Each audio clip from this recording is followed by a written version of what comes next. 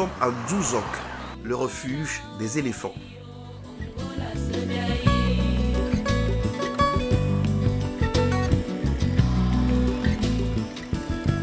C'est un village d'un type particulier situé en plein cœur des Quais Sud, un quartier qui est rattaché au 4e arrondissement de la ville de Yaoundé, région du centre Cameroun. Ici, vivent en majorité les Beneux, population faisant partie du grand groupe Beti.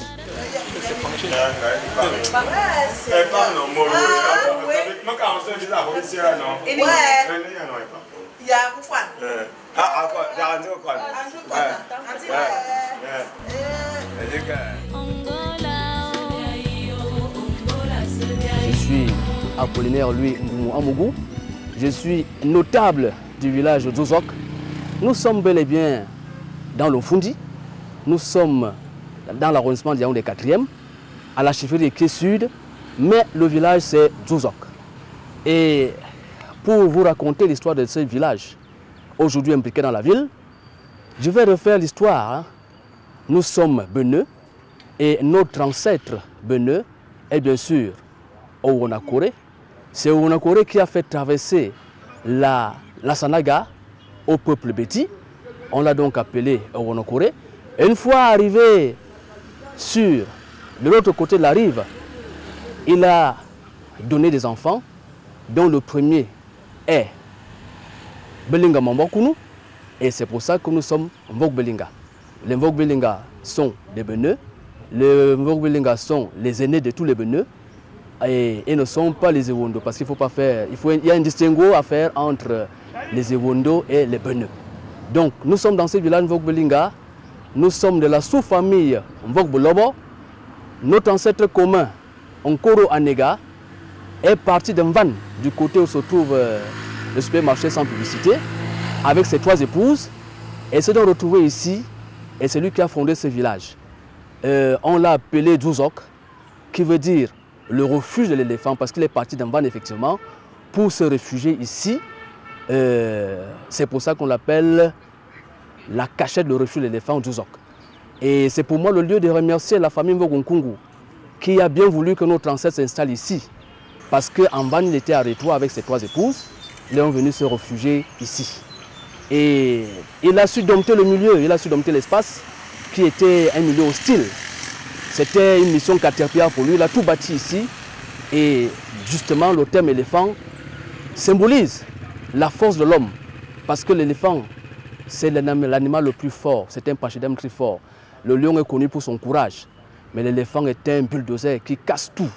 Et notre ancêtre Nkoro Anega a cassé tout ici, il a bâti ce village. Et nous en sommes fiers aujourd'hui, nous en sommes plutôt jaloux. Vous voyez, on se retrouve dans une mosaïque où cohabitent en même temps modernisme et ruralité. En réalité, c'est parce que nous sommes des conservateurs. Nous voulons conserver dans ce village cet aspect rural qui nous rappelle les cacaoyers, qui nous rappelle les maisons en terre battue, qui nous rappelle tout ce que nous avons vu ici. Et vous voyez qu'au lieu de détruire ces maisons en terre battue, nous les avons conservées.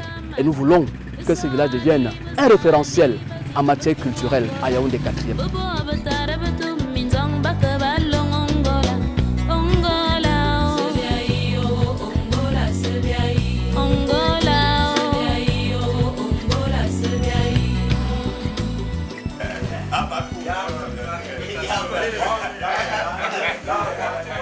À 12 ans, les jeunes ne ratent pas l'occasion de tisser des liens étroits avec leurs pères et les aider.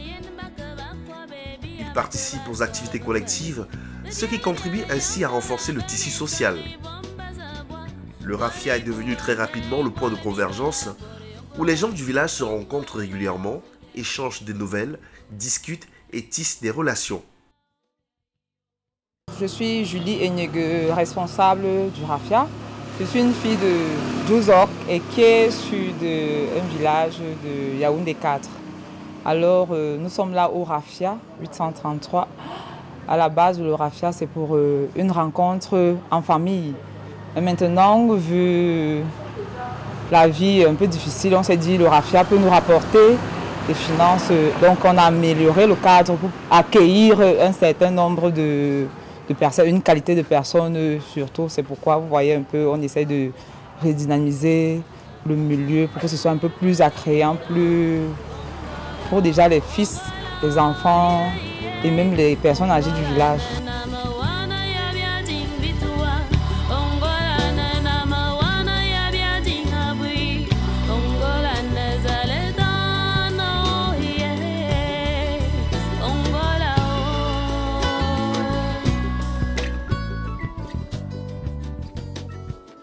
Alors au raffia, vous allez trouver par exemple des grillades, des brochettes de poisson d'eau douce, des viandes de brousse et de la boisson, du vin. C'est un peu ce que nous avons pour le moment à proposer.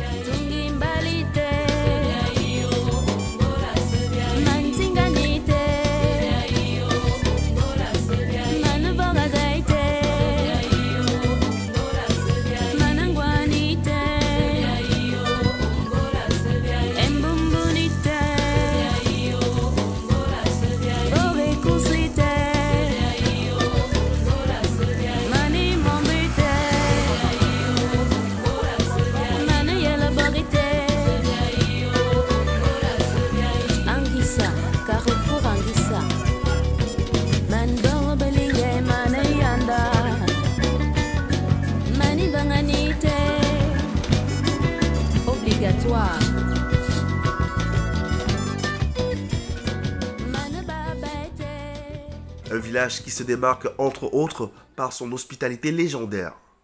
Je suis Ramsès Morok, résident de Djouzok. Ici à Djouzok, nous sommes dans un climat socio-culturel très agréable. Comme vous pouvez le constater, le climat est plutôt naturel. Bienvenue au raffia, le raffia 237 de Djouzok. Nous sommes en famille. Ici à Djouzok, nous pouvons vous dire que c'est le Cameroun en miniature. C'est Yaoundé 4. Ici, nous sommes chez les Mvok Belinga, le clan le plus fort de Yaoundé. Nous pouvons le dire comme ça, c'est des gens plutôt accueillants. Parce que moi, n'étant pas résident, n'étant pas autochtone d'ici, je m'y sens à l'aise. Je m'y sens très à l'aise. Mes frères m'ont accueilli depuis plus de 15 ans aujourd'hui. Et on peut dire que c'est le Cameroun, tout le monde vit ici, des Bamileke, des Bassa, les Douala. Comme nous sommes là, vraiment, le climat est très très paisible et c'est le Cameroun. Moi, on voit Hélène, je vis à Djouzok. Je suis native ici, dans la ville est déjà, comme vous voyez, un petit village en ville. Bon, on est là.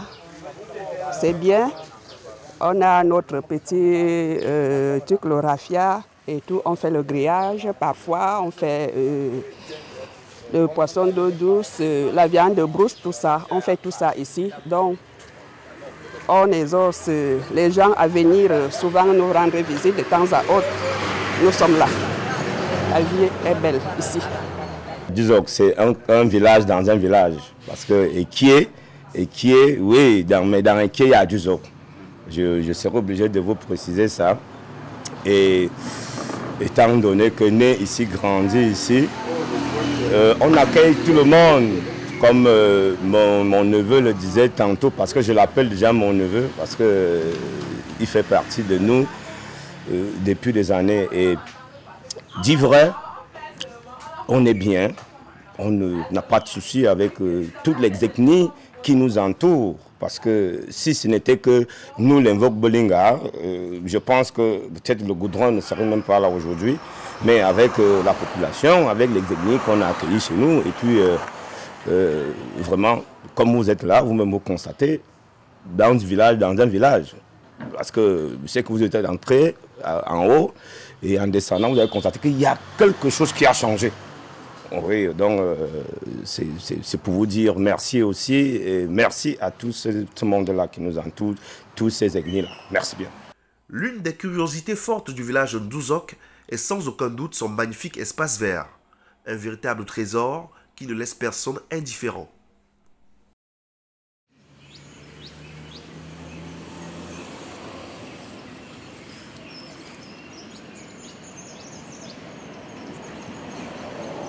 Je suis Jean-Claude Michel Mbida, amateur d'art. je vais vous entretenir sur la genèse de ce jardin. En fait, ce jardin est né à l'occasion du mariage de M. Atangna et de mademoiselle à l'époque Dipende Karen. Et ce jardin, c'est un cadeau de mariage en fait. Nous avions eu une discussion, M. Atangna et moi, et je lui disais que un seigneur est un seigneur sur ces terres. M. Atangna a voyagé partout dans le monde, aux États-Unis, en Europe, et le retour au Cameroun, comme un peu le retour au Cameroun, on ne pouvait pas se marier pour moi sans un passage sur les terres qui ont vu naître ses ancêtres. Alors, on a cherché un thème, et le thème du mariage était ethnicité postmoderne. Pourquoi l'ethnicité postmoderne? Parce que nous considérions que la modernité nous avait volé beaucoup de choses, nous les Africains. Nous avait volé notre culture, nos savoirs, nous interdisait de parler nos langues patrimoniales, un ensemble de choses qui nous touchent. Et le retour au pays natal se voulait dans un cadre pour se réapproprier les valeurs du passé, les savoirs du passé. Donc l'ethnicité postmoderne, c'est pour montrer que la postmodernité, dans la postmodernité, nous devons retrouver nos valeurs et construire l'Afrique, le Cameroun, avec celle-ci.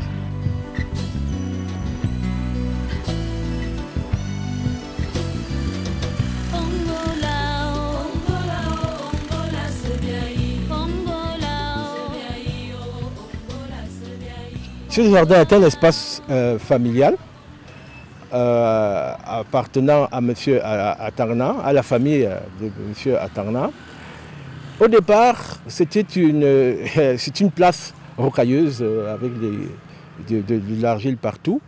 Et nous y avons pensé faire ce jardin parce qu'en fait, c'est une magnifique plateforme qui donne de très belles vues des deux côtés sur la ville. Nous sommes ici à Yaoundé 4. Vous pouvez regarder de ce côté-là, comme de celui là-bas. Nous avons une magnifique plateforme sur la ville. Alors le jardin, en fait, il a été conçu comme espace de villégiature, de récréation. Alors, avec beaucoup de symbolique à l'intérieur. Vous avez par exemple la famille des pins là, singulier, qui est bien singulier, c'est une présence phallique. Sur ce jardin, certains membres de famille y séjournent. Alors, la dimension jardin de l'éternité, pour eux, est très forte.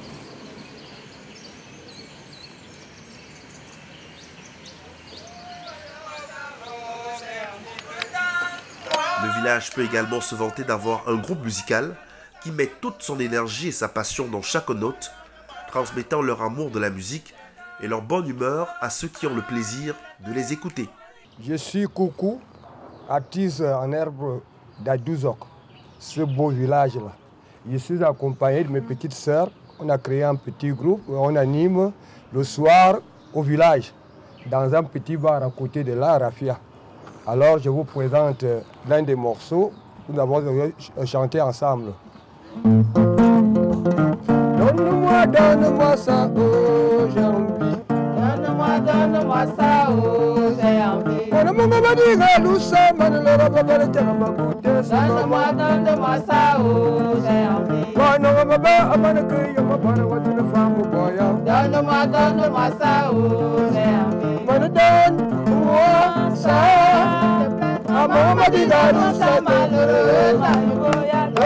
Donne-moi ça. Depuis quelques mois, l'environnement du village subit une remarquable métamorphose. Ceci grâce à l'action d'un jeune et talentueux artiste plasticien. Fasciné par les grands espaces, Patrick Ndiana exprime sa créativité à travers des fresques murales. Sa démarche est poétique, sensible et didactique, portant un message en lien avec la spiritualité. Ses œuvres évoquent des réalités différentes qui questionnent à la fois nos croyances et notre perception du monde. Je me suis retrouvé ici à Douzok par rapport à un contrat. Disons, je travaillais quelque part dans la rue et puis Monsieur Tsita, qui m'a invité à se joindre à lui par rapport à ce projet. Voilà, je suis là, j'ai pu réaliser tout ceci et en réalisant, disons, c'était pas prévu tout ce qu'on a eu à faire là sur les lieux. Donc quand on fait le tour, on se rend compte que c'est...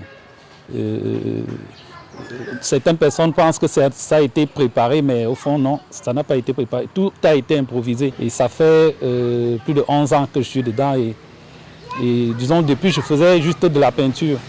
Bon, avec le temps j'ai pu développer et je me suis retrouvé à, disons, après un essai sur les reliefs, bon voilà, j'ai pu réaliser ce que vous avez, ce que vous appréciez là actuellement. Ici à Douzok, on peut remarquer qu'ici je travaille sur tous les supports. J'ai touché à tout. On a les murs en terre battue, on a les murs crépis normalement avec du ciment. Donc je n'ai pas de limite, je n'ai pas eu de limite. Et les surfaces qui me parlaient, voilà, il fallait que je me laisse aller et puis voilà, on a le résultat qu'on a là actuellement.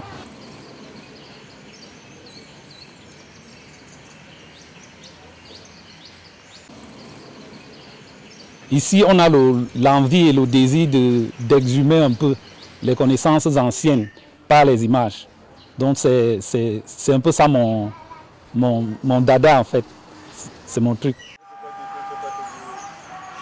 Simple fait de voir le sourire et l'enthousiasme que ça crée dans le petit coin, ça me rassure que je suis sur la bonne voie.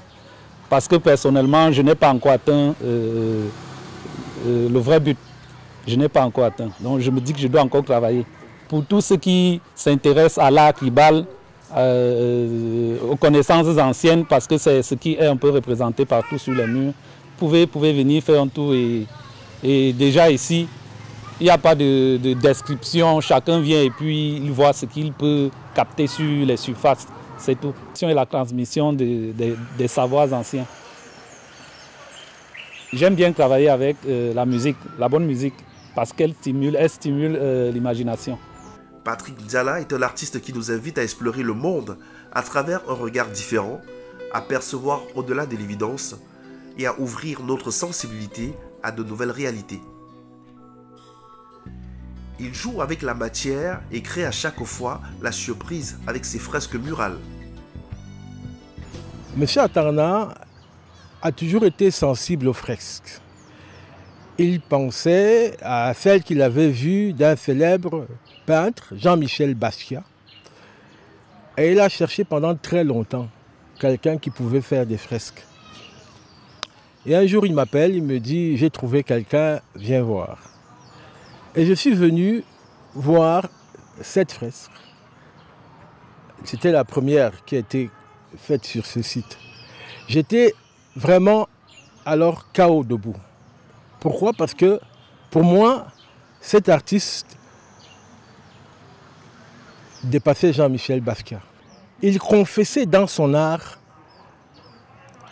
le fait d'être sous la gouvernance du magnétisme territorial de ce lieu, qui lui imposait donc certaines figures, dont notamment les constellations que vous voyez ici, et aussi les fractales. L'artiste n'a jamais été au contact ou n'a jamais été imprégné des conversations qu'on a eues à la naissance de ce lieu il y a 5 ans. Il arrive donc à continuer notre conversation, nos conversations d'antan, en produisant du matériau de réflexion pour l'ethnicité postmoderne. Il crée donc, il nous livre la matière de réflexion pour construire et se réapproprier notre histoire et construire notre développement. Je puis vous assurer que je tombe de nu. Bon, au départ, je ne savais pas que ça pouvait ressembler à quelque chose. Cet enfant, je ne sais pas, bon, peut-être qu'il faille que le gouvernement prenne le relais, c'est un artiste. Peut-être qu'il va arriver à la perfection, mais ce qu'il fait à travers ses fresques, c'est sans commentaire.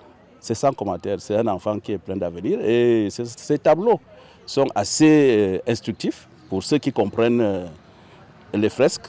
Bon, et nous autres, nous en profitons déjà. Je sais qu'il aura un carnet d'adresses et bravo à ce jeune artiste. Je suis Vincent de Paul Makiti et voilà, j'habite non loin d'ici. Et le passage par ici m'a d'abord émerveillé par ce gazon qui est toujours tendu, toujours tendu.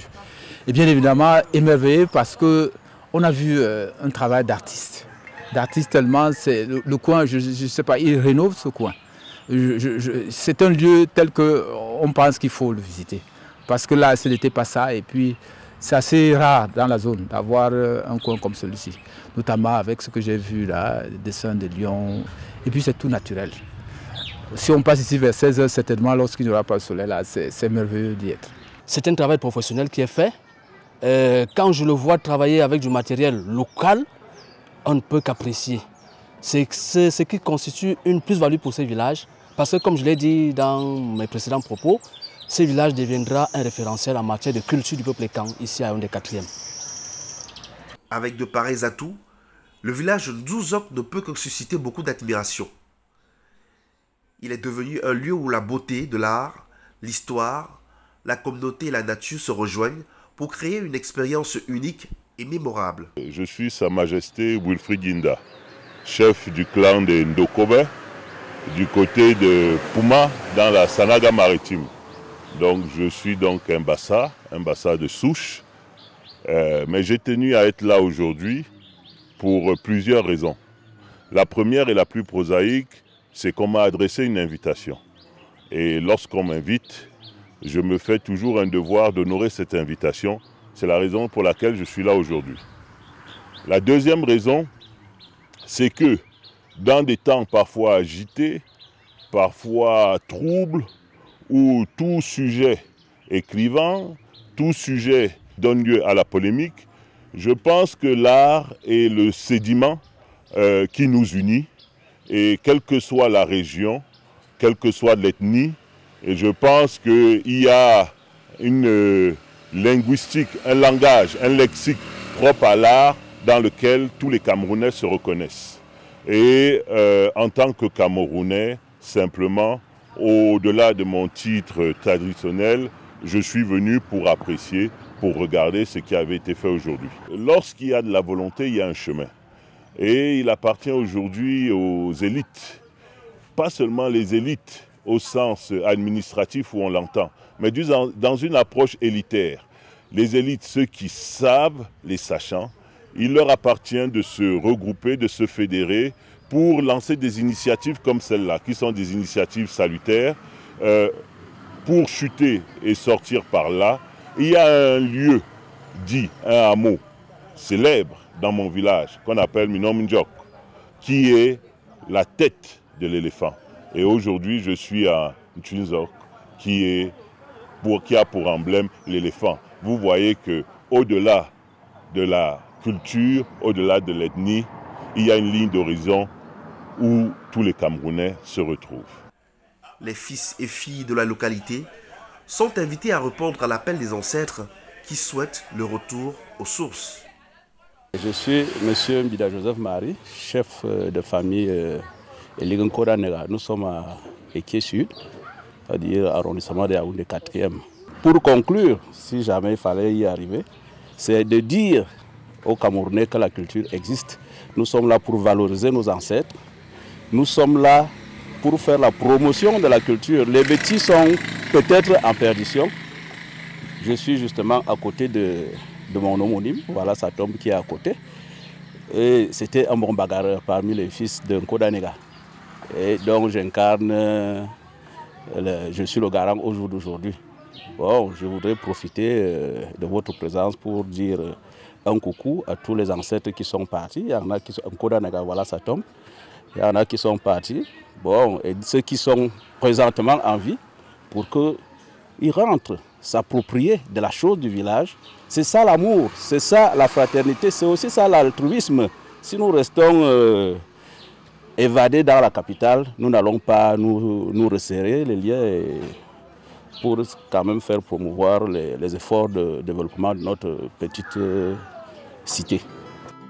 Djouzok, le village dans la ville, avec sa population chaleureuse aux origines fascinantes, son histoire qui mêle légende et tradition, son magnifique jardin et ses fresques murales qui évoquent la complétude, l'éveil spirituel et la perfection. Des joyaux à découvrir chacun avec son charme unique. Bonne visite.